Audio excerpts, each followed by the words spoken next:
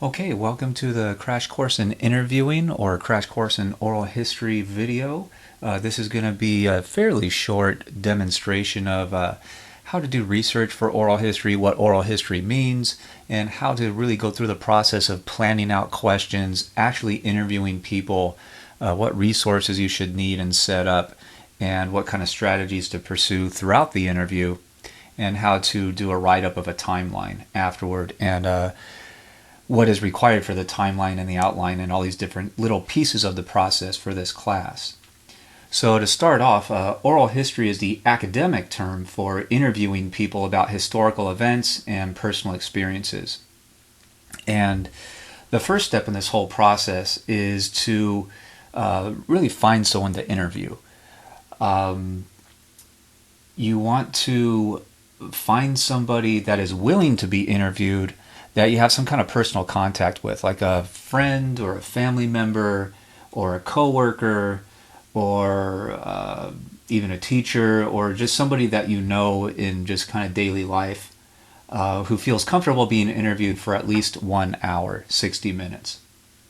So the first step is to find someone who's willing to be interviewed, and at that point you want to work with that person to choose a topic for the interview. And obviously, because they're the ones that are going to be talking for the most part in the interview, they are the ones that are going to have to help you determine a topic that they remember a lot about, that they lived through, they experienced, or they at least witnessed. And our time frame for that is really targeted between about the year 1960 and 2010. So you want to find an event to interview them about between those years. Mostly because you want to find someone who is an adult while the event unfolded. Because when we are adults, we tend to form our most powerful long-term memories of an event.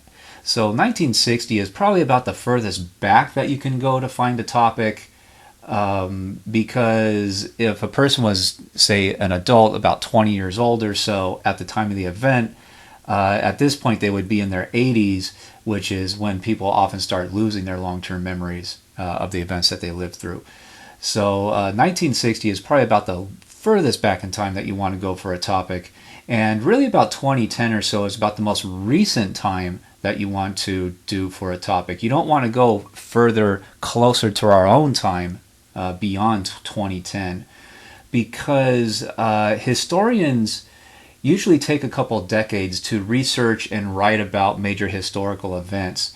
So the scholarship that you would be relying on for an event, to learn about the event before you actually perform the interview, that scholarship just will not have been written yet on any events that have occurred after 2010. So you really want to have the cutoff point around 2010. And again, you're only going to interview the person about one single event. You're not going to ask them to give a whole history of like the United States from 1960 to 2010. That would be crazy. That would take weeks and weeks of interviews to put together. So you want to hone in on one major event that they lived through or they witnessed between those time periods, 1960 to 2010. And once you, again, find someone to interview, you want to work with them in picking a topic that they have some strong memories about. And once you have that topic, you will fill out an assignment that I call the interview topic proposal, which will ask you kind of who are you going to interview, where is the interview planned to take place, what date are you looking for the interview. The date of the interview will probably occur in about the last half of the class, so about the third month of a semester, which will give you enough time to do the research before the interview and then do the write-up of the timeline after the interview. Let's see. Remember that you are not required to interview someone who directly experienced a major historical event, like, say, September 11th, or a natural disaster, or something on that kind of large scale that affected a lot of people. So you do not need to find someone who was like in New York City or Washington, D.C. when September 11th happened and who directly participated in it somehow, like it happened to them. You can also interview someone instead who merely witnessed those events, like watched them on TV from, say, California, far away, and who lived through that time period and can talk about what they noticed about like the media reaction or the political leaders' reaction and what they did afterward, or how did people in the society that they were living in at the time feel about September 11th? Did they notice a shift or changes in society at all? So that's enough to learn about someone's personal experiences with the event, even if they did not, again, directly participate in the event themselves. So that's an important thing that a lot of students kind of struggle with. They think they have to find someone who actually took part in the event. No, you can find someone who just witnessed it and can talk about how the event unfolded and its effect on larger society. All right. Once you have a topic and I have reviewed your topic proposal and I will send you feedback on it, once you have a very solid topic in mind, you want to start the research stage. And historical research is very complex in a lot of ways. The general idea is that you want to find historical sources through the college library that discuss the event in detail and talk about how the event unfolded and why it happened and what its long-term results were. And as you're reading these books or articles that you find through the library, you want to remember that individual historians have their own personal take on the event and their own personal arguments about why it's important to remember and whatnot. So even though you're going to read at least 5 scholarly sources on the event, they will often have different viewpoints on the event and will argue or even emphasize different things about the event. So back when I was in college, when we had a topic to do for research, we would just go to the library and pick out the shelves on the book related to our topic and just kind of look through them right there in the library and decide which books we want to check out that would be useful for our research. And there's really 3 things that you want to look for when you are doing this type of research. Really, number 1, just on a larger scale overview, whenever you're doing historical research, for a research project, just doing the research itself, just getting the books or the articles from the library and learning about the topic and taking notes and thinking about it, that's going to take up about 90% of the work that you do for this entire project. So for any historical research project, just the general basic research takes up the massive amount of time and energy to accomplish. But today we don't really so much have these big, what they call book stacks in the college libraries even. These days, a lot of students just work with electronic sources, especially for online courses. So the 3 things that you're going to look for in a book or an article are still pretty consistent with the physical books that we used to use overwhelmingly in the library. And when you open up a book or an ebook or a journal article, one of the first things you should look in is the table of contents, because a table of contents will give you a breakdown of what topics or even subtopics, like this table of contents has, are listed and discussed throughout the book. So this is a book about apparently something with Latin America and looks like Latin America in the 1800s. And you can see that these are just the first few chapters in the table of contents. So if my research topic was more narrowly focused on just what happened in 1809 in Latin America, then this kind of one subtopic within chapter 2 that starts on page 59 would be really important for my research. If my research is focused on just 1809, then a lot of this other stuff like the Civil War in the 1860s or all these other things that happen in other places and other times, that's not my research topic. So I wouldn't have to read all that stuff. I would just largely probably focus maybe on chapter 2 completely, but definitely on those last couple of sections starting at page 59. So by looking in the table of contents, you can really cut out a lot of extra reading from your sources that you don't really need to do to get to what you need to learn for your topic.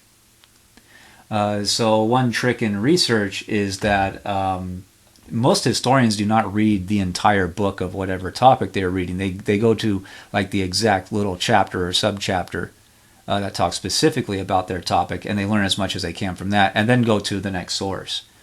And if your topic is not really mentioned very much in the table of contents or at all, then it might not be a book or an article that's even useful for you to read in the first place. So this is very much a weeding out kind of process, where you're looking through sources and trying to figure out, should I invest the time and energy in reading this and trying to understand it and take notes on it in order to get the information I need for my topic? And if your topic isn't discussed, just move on to the next source. So this is one way of quickly analyzing a source to see if it's going to be a good source for your research. Another way is to look in the back, especially of books and ebooks. They have a thing called an index usually. And that is an alphabetized list of the subtopics that are discussed throughout the book. And it gives you the name of a subtopic, like this guy Arguelles, Agustin Arguelles. He's talked about on 3 different pages in this book. And if you just kind of look at the numbers, he's mentioned on page 87, 88, and 105. So if your research topic is on him specifically, you would want to read those 3 pages in this book. And if he's not discussed in other parts of the book, you just don't really need to read those parts of the book. And you can see this book is at least, 136 pages. So if he's discussed on only 3 pages, that's not really a whole lot. And this book might not be really great if Arguelles is your main topic for your research. But if your research is focused on, like the Army of the West, that's mentioned quite a lot on all these pages, plus some other parts which says Army of the Andes, which is probably up here, which has another couple pages. So the more pages that are mentioned for a topic means that the book talks about them much more. So if your topic is listed in the index somewhere and you see a whole bunch of different numbers after it, that usually means that the book talks about it in pretty good depth, so you probably want to get this book and use it for your research. If you're studying Javier Alegre, he's only mentioned on 1 page in this entire book that's like a couple hundred pages, so he's barely mentioned at all, so this probably would not be a good book for research on him. So that's another way to glean real quickly if you should check this book out and use it for your research. And if your topic isn't mentioned at all, then obviously the book doesn't talk about your topic really at all, so that's not going to be useful for you for your topic, and you move on to the next source. And another way to look is actually in the introduction. Especially most scholarly books will have an introduction that's probably about 5 or 10 pages. This one starts on page 1, and chapter 1 starts on page 7, so the introduction here is probably 5 or 6 pages long.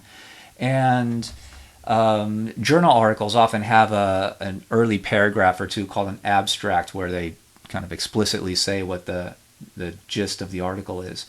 So it can also be helpful to read that introduction or that abstract to figure out if this is a good source for your research. In an introduction to a book, somewhere usually toward the last page or 2 of the introduction, the author often explicitly says, like, chapter 1 is about this and talks about this, and chapter 2 goes on to this topic, and they just kind of go through in order and say what each chapter's goal is and what it discusses. So that can be another thing to read through real quick to see if a book or an article is going to be useful for your research. And again, that's the third strategy. So we had the table of contents, number 1, the index, number 2, and the introduction or abstract, number 3, are 3 quick things that you can look at in a source to decide if you want to use it for your research. And once you really kind of narrow down to a good 5, maybe 10 research sources, your next goal should be to literally just read through them. And again, maybe just target the exact part of an article or a book that talks specifically about your topic. So you might not need to read the entire thing, and it in fact might be a waste of time for you to read the entire thing. So you want to do like a targeted search to figure out where you want to specifically go to in a source to read. Because you have limited time during the course, during the semester, and you don't want to waste your time. So be as strategic and as efficient as possible in your research. But you do want to read this stuff deeply and try to understand it on a very deep level. And my best advice is to take notes. Take very detailed notes on what you're reading, because you're reading 5, maybe 10 sources. They're all generally talking about the same topic, and that's why you chose those sources. So if you don't take notes, you're going to read this stuff, and even if you remember it and understand it, after reading 10 different sources generally talking about the same thing, you will likely forget which source said what. So what I've taken to doing is when I'm reading something, I have a separate document on a computer or maybe a laptop out where I can just type notes in really quickly where all the major ideas and arguments are in a book or an article. And this is just one example of my notes from a certain book on, looks like President Andrew Jackson in the United States. So this looks like I'm reading the introduction because I'm taking notes on the main ideas the author is talking about. And I put those ideas into my own words so I can understand it. And at the end of a statement, I put a little number. And that number is the page number where that idea appears on. So all this discussion about Jackson and his followers and the popular revolutions in the Atlantic and the Enlightenment, all that stuff, that's discussed on page 6. Because when I get to the end of reading something, I want to have all these detailed notes about all the major ideas. So I basically have a map of all the important ideas that source talked about for my topic. And that's because then I want to go on to the next one and read that and take detailed notes with page numbers. So by the end of all my research, I know what all the major sources said on what page they said it, so I can go back and kind of relearn what they said and compare the ideas to each other and that type of stuff. And this is going to be really useful when you not just start planning the interview, but after you do the interview and you're thinking about how does the interviewee's statements relate to what the historians have written about the topic. That's when you start going back through your notes to remember what the historians have thought about that topic. So, and I'm to the point now where I don't just write a page number like here on page 6. I will write M7 for the next idea. That means the middle of page 7, because some of these pages can be really big and long and use tiny print. So there might be a lot of ideas in the same page. So I don't even want to have to reread the entire page to find that idea anymore. Like this next one, this so-called Age of Jackson stuff appeared at the bottom of page 7. And this next idea, comparing Jackson and Jefferson, happens on the bottom of page 7 to the top of page 8. So I do that because I want to be able to quickly find those ideas if I want to use them in my eventual write-up. So that's my advice for reading and research. Your goal in reading is not to just get to the end as fast as possible. Your goal in this research is to understand the ideas that the historians have published so that you can compare those ideas to what your interviewee says later on when you conduct the interview. And once you're done with the research, now you're going to start planning your actual interview. And again, you're going to want to start planning out questions to ask the person during the interview. And you're going to, again, compare their statements eventually to what the historians think about the topic. So once you've chosen your topic, you've collected the scholarship on it, you've taken notes on the readings, you're now ready to basically plan your interview. And I'm asking everyone to turn in a document that I call the interview outline, which I will review and grade for points. The interview outline requires 3 major sections. First, outside of like your name and what class you're in and all that, the first is really like the interview appointment. What's the name of the person you're going to interview? Where do you plan for the interview to occur? We'll get into that, like strategizing for that in a little bit. And date that you, at this point earlier in the semester, are planning to conduct the interview on. So again, that's usually going to be in about the 3rd month or so of the semester. The next part of the interview outline is called the interview purpose. And that is a quick statement, sentence or two maybe, of exactly what you're hoping to learn in the interview. You've studied this stuff historically, the scholarship that historians have written, and now with the interview, you want to find out this person's own interpretation or their own story, the interviewee's personal story about how the event unfolded and what they thought like may have changed society or had important ramifications for the long term. My example, when I did some research on a certain community college, was that my research was on this moment where there was a certain college president that was removed from office and quickly replaced with a new person, and the policies that that new president pursued over the next few years. So I did a lot of historical research on that whole process, which happened in, I think it was 1978. And I learned what I could, and I developed a list of questions for people who lived through that event and were involved with the college.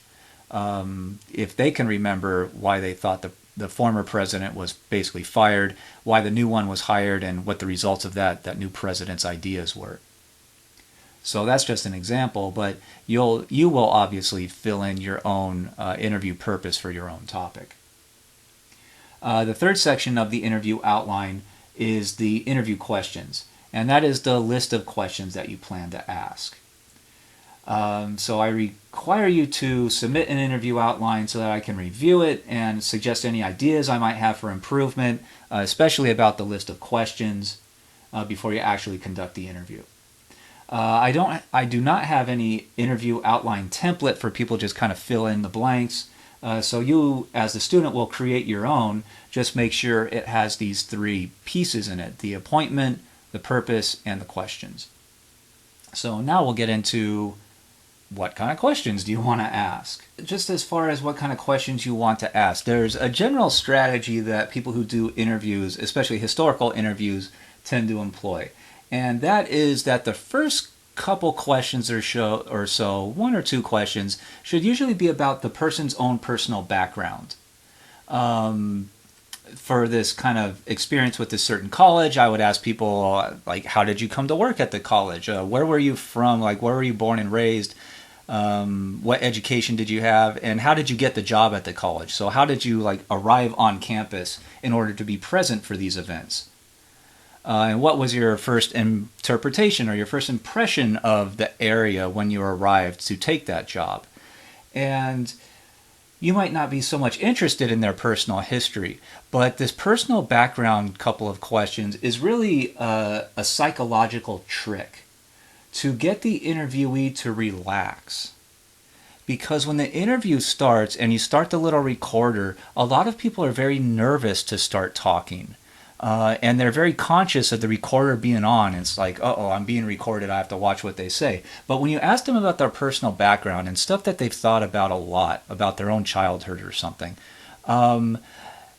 you'll see an interesting thing. When they start to talk, you'll see they kind of start staring off into space and their eyes kind of glaze over to the point where you can tell when they get into what we call the kind of deep memory state, where they're not really seeing what's physically around them in the room anymore. They're going back into their memory and they are seeing more of their memory. And they're describing what they remember. So this kind of background question about their childhood or where they came from or something like that might not be really useful for your own research, but it's more to get them to relax and overcome the initial nervousness and forget about the fact that they're being interviewed or recorded, where they're mostly just kind of starting to tell stories about their experience and their viewpoint. And quickly after that, you want to get into the kind of more meaty questions of what you really want to know about. So once they've kind of achieved that deep, immersive memory state, which quite honestly doesn't take very long, usually about a minute or two, then you can go into the bigger questions you have about your topic, about the event that they lived through. And you want to try to group the questions according to shared subtopics. So my first kind of subtopic was this era around 1978, where I was asking about what was the campus like, what was the college like, what was your personal opinion of the place and the people and that type of stuff, and then the events start to unfold. What was their response to the event? What did they think about the new leadership of the college? Those types of things. So you want to put them into kind of like blocks of questions, and you want to figure out what the subtopics are.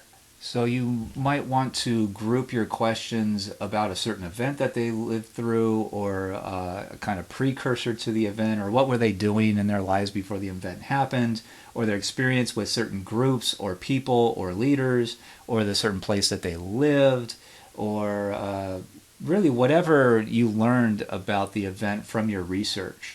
And that's why you do the research first before you try to start asking questions about this stuff, because you want to be a historical expert in the event in order to create good questions for your interviewee to talk about. And again, you should plan on your interview going at least an hour, 60 minutes.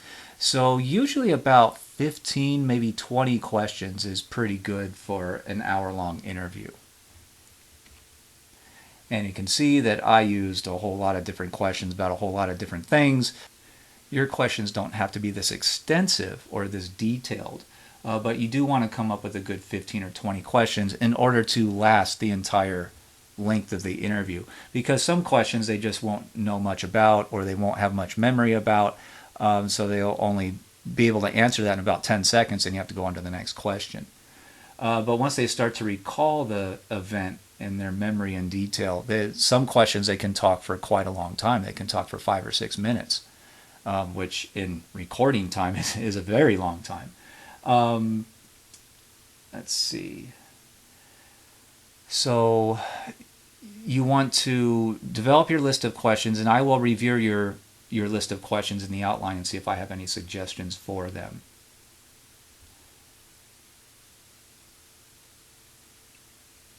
And once you have your questions approved and you have your interview kind of appointment day and time and all, and your person and your list of questions ready to go, at that point you're really starting to plan for the interview itself. And that's when we need to talk about resources. The most important resource for an interview is a quiet, calm place, because those types of places tend to eliminate distractions. So some interviewees like to be interviewed in their own home where they feel comfortable.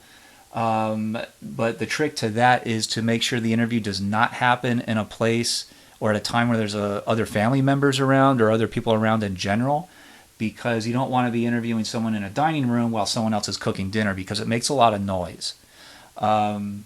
So if you're going to do it in their house, make sure they have like a separate room or something in the house that you can basically control to eliminate noise and interruptions and things like that. I find that a local library is very good, because a lot of them have these private study rooms that you can reserve for a couple hours at a time. And you can reserve it, get there early, set up the chairs and whatnot the way you want, and really control the environment as much as possible. Hotel room can work. The worst places are really kind of public coffee houses or restaurants or something like that. A lot of people think that interviews in those places are good because there's food around and people are relaxed. But there's so much noise going on. There's people taking orders, people talking on their phones, people breaking dishes, all kinds of stuff that tends to disrupt the interview. Especially, you'll notice when the interviewee goes into that deep memory state. You want things to be calm and quiet, because any loud noise or even any fairly quiet noise can disrupt them from that state and kind of bring them back to the moment they are actually in the room with you talking, and make them aware that they're being recorded and all that stuff again. So you want to eliminate all that as much as possible to keep them in that deep memory state as much as possible. And also, loud or busy settings tend to harm the interviewee's concentration. And it can also be really difficult to listen back. You're going to do an audio recording of this interview, so you have something to listen back to and take notes on. And it can be really hard when they're like discussing something important, and there's a dish breaking in the background right at the moment, and you can't really hear what they're saying in those couple of seconds, so you might lose some really important information. So that could be really frustrating. So you want to control the environment and keep it as calm and quiet and consistent as possible. Make sure there's like some nice comfortable chairs so that the person's not always feeling, or their body's reminding them that they're uncomfortable, so they have to kind of readjust, and that takes them out of their memory state. And especially these days, make sure that everyone turns off or makes their cell phones quiet or not vibrating or whatever, because you don't want them to be remembering some really detailed stuff and then their phone goes off with a text message or something and they want to answer it. So you generally want to eliminate distractions and disruptions as much as possible. This is a good image of what people kind of start to look like when they start to like stare off into space when they're in the deep memory state. You want to hold them there as much as possible. And remember, you personally will probably be at the interview site for about at least 2 hours, because you want to get there early and set up the room. So personally, I always found it useful to find a place that has like a restroom attached or close by, or something that has like a restaurant close by, because in case you get hungry after the interview, because you don't want to interrupt the interview to do that type of stuff. Let's see. Another thing is to have an audio recorder. And these days, usually a college library will have one that you can check out. You want to make sure that the batteries are fully charged. If the college library does not have one, you can usually buy one online for fairly cheap. You can usually get one on one of the like discount, like Amazon type sites for like $5 or something. And a lot of smartphones these days have a voice recorder app pre-installed or very easy to download. So you want to make sure that the batteries are fully charged before you go to the interview. And personally, what I was doing when I was doing research for publication, I brought 2 recorders just in case like the first one suddenly died in the middle of the interview. I didn't want to have to reschedule. So I would always bring 2 recorders and make sure they were fully charged and ready to go, just in case one of them just suddenly had a problem. Let's see. You want to also verify the appointment with your interviewee and the place where you're conducting the interview several days before, like 2, 3, maybe 4 days before, just to make sure that everyone is set and they remember the appointment. Because the last thing you want is to show up to the place and then your interviewee does not show up and you call them on the phone. They think it was like next Thursday instead of today or something like that.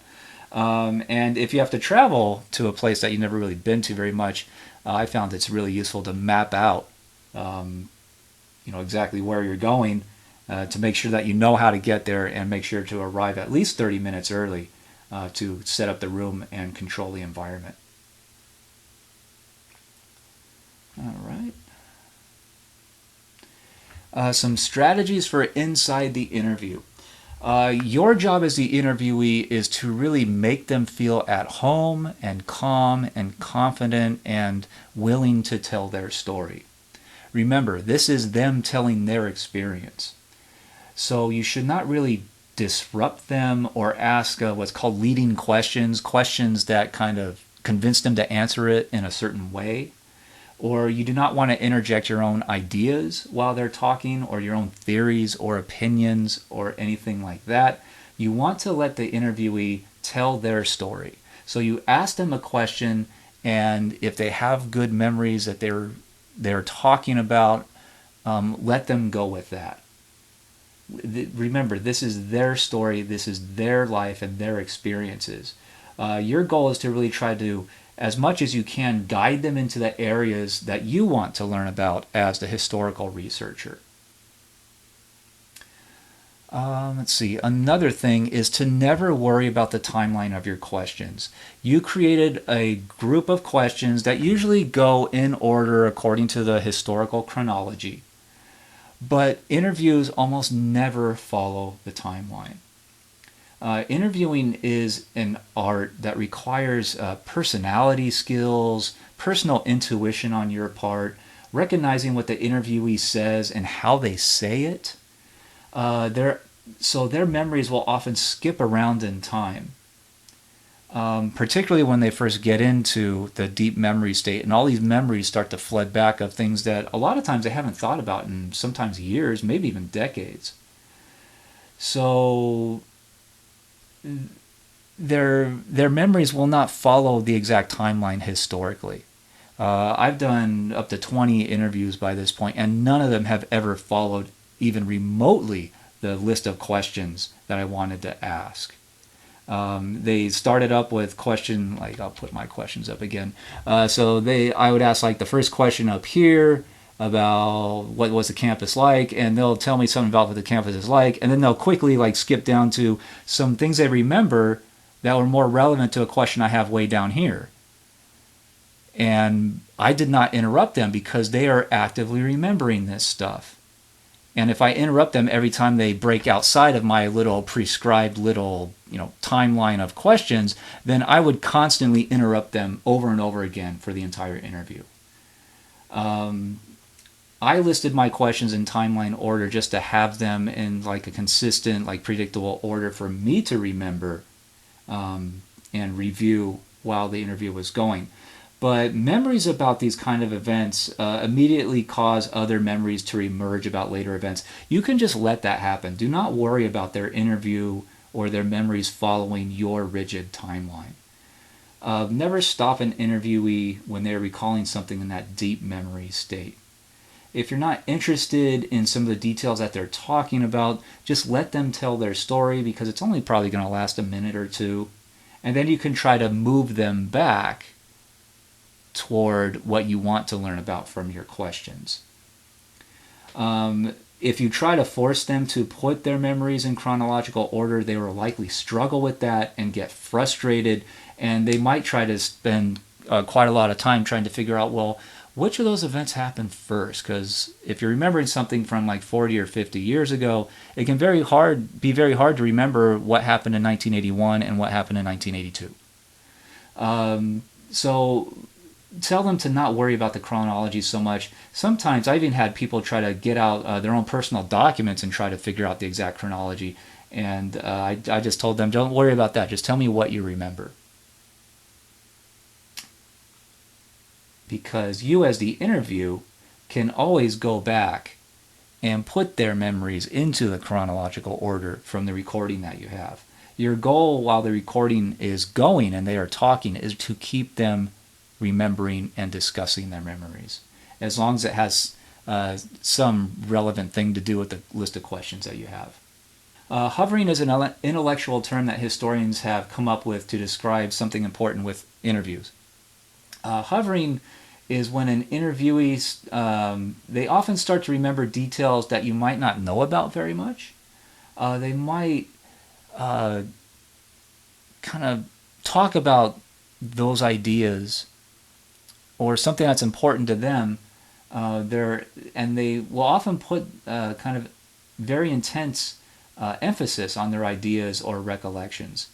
And that's a signal to you that those memories are very important to them for some reason. So let them kind of hover over that area and describe that in as much depth as you can. Because it's important to them for some kind of emotional reason. And those emotional reasons are often connected to like changes in their life or society or something. That's what you're really trying to get at anyway. So again, let them tell their personal story to you. The best case scenario is when they automatically or just naturally hover over areas that you specifically want to learn about in your list of questions. That's like the dream scenario. And when they start to do that, try to keep them hovering over those areas that you really want to know about as much as possible, because that's where you're going to gain as much really juicy detail from them as possible. But you also have to be open to the fact that they might not want to talk about something related to one of your questions or a specific idea. Or they just might not remember that very much. And so you should not try to force them to hover over an area that they don't really want to, or they just don't remember that much about, because they have really nothing to say about it, or nothing that they're willing to say about it. And that's perfectly fine. So that idea of hovering is like a helicopter hovering over a target and just trying to stick with it as long as they can. So that's where the term comes from. There's also this idea of emphasis. When an interviewee, interviews can be very emotional. Um, Not so much when people are like crying their eyes out or anything like that, but they will often place very important emphasis on certain words or certain names or certain events. And that is a kind of social clue in their discussion to you as the interviewee that this is specifically important. And they'll often do that in a lot of ways. Sometimes they lower their voice. Sometimes they speak slower to emphasize an important idea that they want you to really deeply know about. So they give that emotional weight to certain words or names or whatever. And that's their emotional clue to you that that's really important to them for some reason. So if they start discussing something in that way that's not even on your question list at all, ask them to kind of clarify it. Ask for more meaning. Why did that happen? Or why did they feel that way? Or why did they change their mind later on? Or something like that. Because there's something there that they really want you to know. So they're opening that door for you. And in the academic world with interviews, we call that planting a flag when they use that kind of emphasis. So they're telling you this is an important place that you really want to focus on. They're not saying it in those exact words, but their emotional weight that they're giving to certain words or labels is doing that for you. So if you notice that happen, try to ask them like follow-up questions regarding the specifics of what their experience was with that specific thing that they gave so much importance to, so much emphasis to. And the exact opposite often happens also. You might ask a question and they either explicitly say that they don't want to talk about that, which is them really shutting the door to it, or they might get kind of standoffish and you'll might notice a change in their emotional like body language or the expression on their face or just the way they say something. If they're giving good emphasis on some things and talking slowly and giving more emotional weight to some things, and you ask a follow-up question, and then they say, well, I don't know. That's an immediate emotional response where they might know something, but they don't want to say it, or they feel embarrassed about talking about it. So whenever you get that very negative response from them in body language or tone of voice or something like that, where you can tell they don't want to discuss it, then just move on. Because you want to keep them happy and open to discussing their memories. And if you keep prodding on things they don't want to talk about, then they can get very standoffish and they start to just kind of shut down on you. So that's another thing is to watch out for that kind of negative response to some questions or ideas. And I've gotten those in interviews also and immediately went on to another topic to get them to open up again. Another thing you want to watch out for is for people that have done interviews or they've thought about these things before and talked about it before. A lot of people try to deflect from questions that they feel uncomfortable with or they don't want to talk about for some reason. So they can do that in several ways. One is to just refuse to talk about it. But sometimes they might have like a funny story that they tell or an analogy or some kind of discussion that seems very rehearsed or practiced.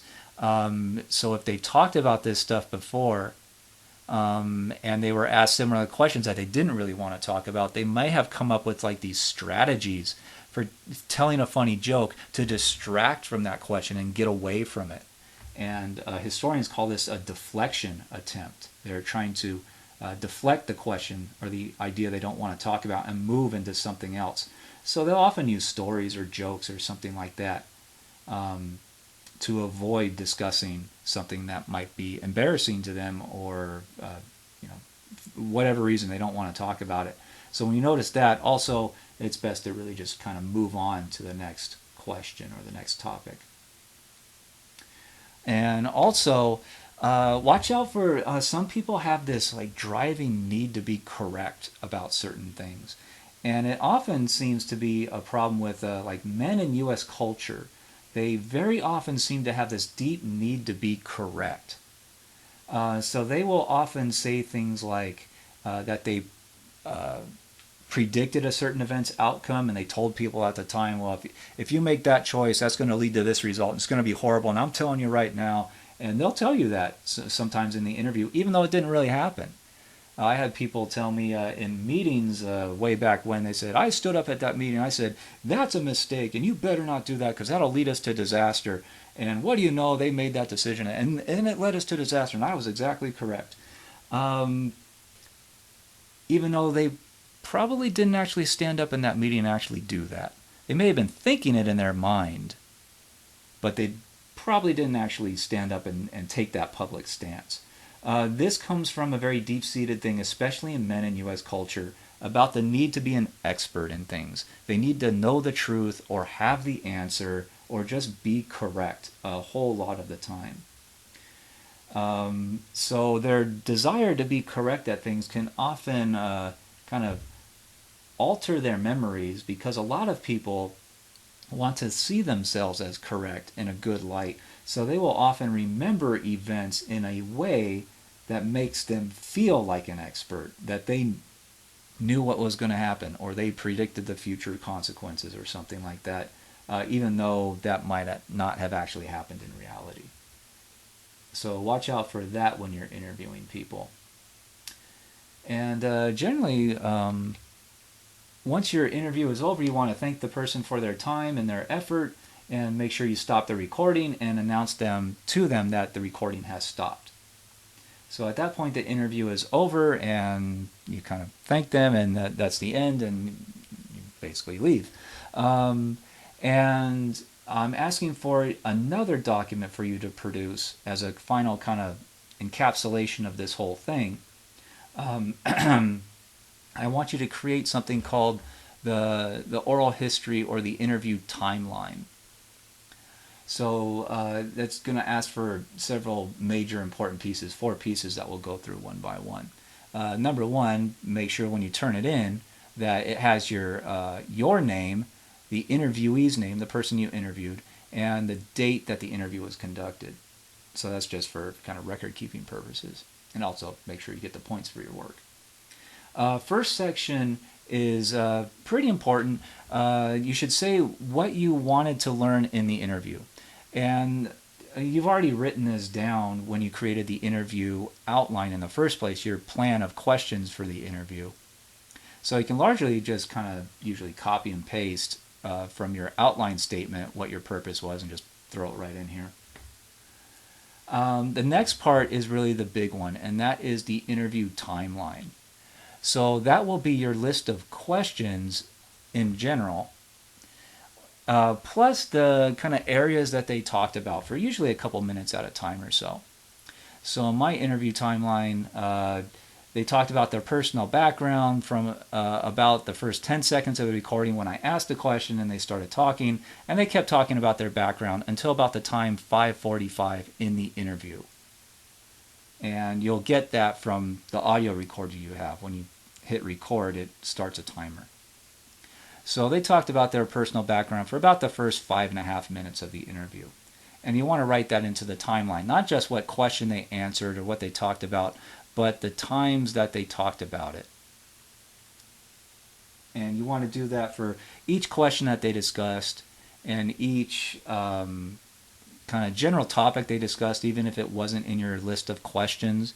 And you usually want to have it broken down to somewhere around 1 to 5 or 6 minute increments.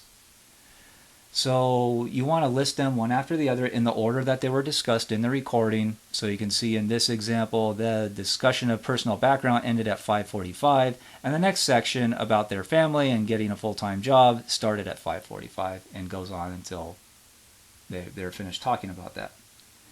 So this should be a kind of literally a timeline, a map of what was discussed. And toward the bottom of the timeline, the time should be getting up to at least 60 minutes, because that's how long the interview is required to go at minimum. You can go further than that if you want, but you won't get any extra points for that. The timeline needs to contain at least 10 subtopics, 10 of these areas, like the personal background or the family and getting full-time job. There needs to be at least 10 of those listed in your timeline.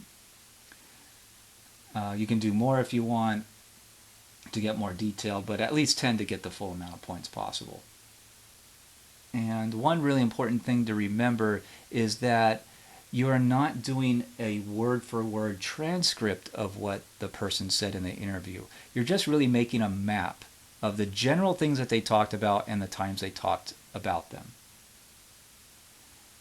So this is much easier than doing a word for word transcript, which would take hours to transcribe an hour-long interview. You just want to be able to go back as a researcher and find a specific area, just like you're researching in a book. So this will be like the table of contents, basically, of the book. What's the subtopic? Where do you find it in the interview? Let's see. The third section, well, here's more on the timeline, I guess. Yeah, so more detail on the timeline. So I asked a whole bunch of questions, and some of these areas were not so much in my questions list. They were just like stuff that the person mentioned for a minute or two or three or something like that. So this says 1, 2, 3, 4, 5, 6, 7, 8, 9. So that's almost 10. But this is about the minimum, plus one more. But my interviews, one of them went on for like 4.5 hours. So the timeline for that one was very detailed and was like 5 pages long or something. But I'm only asking for at least a 1. And the third section of the interview timeline is called the interview reflection, which is also pretty straightforward. I want you to discuss, at least for a few sentences, what you learned from the historical sources that you read before the interview and compare that to what the person said in the interview. So generally, what do historians think about the event? How do the historians define the event or people's experiences with that event? And how do these general historical interpretations that have been published compare to your interviewee's personal experiences? Does the interviewee, do their memories and their statements reinforce and support what historians have argued happened with the event? Or does the interviewee's experience very different? Did they have experiences that the historians have not analyzed or written about yet? Did they say anything that really surprised you about the event that you hadn't heard about by doing the historical research? Do any of the interviewee statements seem to contrast sharply with the historical record? So that's what this reflection piece is about. So in the end, I'm asking you to do a reflection on at least 3 different subtopics. So you see here there's 3 different kind of areas that I kind of compared this interviewee's statements to what I had researched.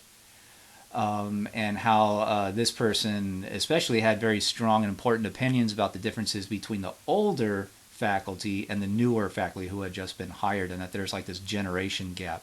And I hadn't really learned that before in just doing the historical research because people hadn't written about that yet. But this person remembered it very deeply and gave a lot of kind of emphasis on that and really wanted me to understand that. So that was a big thing I learned just by talking with that person.